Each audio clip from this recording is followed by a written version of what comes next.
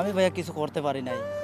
বিদেশে আসার পরে আমি কিছুই করতে পারি নাই। কারণ আসার পর থেকে আমি দেশে থেকে টাকা আনতেছি, আইডি লাগাইতেছি। ওয়ালাইকুম। জি, ওয়ালাইকুম আসসালাম রহমতুল্লাহি ওয়া বারাকাতুহু। জি ভাইয়া, কেমন আছেন? জি ভাই, আলহামদুলিল্লাহ ভালো আছি। আপনি কেমন আছেন? জি আছি আলহামদুলিল্লাহ।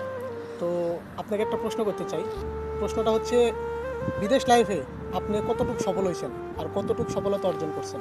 আমি ভাইয়া কিছু করতে পারি নাই।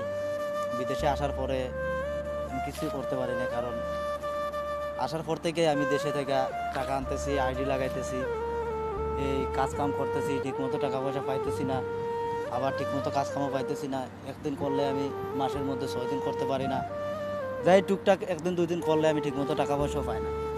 তো আসলে ভাই কি বলবো, বিদেশটা সবার ভাগ্যে হয় না, আর সবার কপালে সয় না।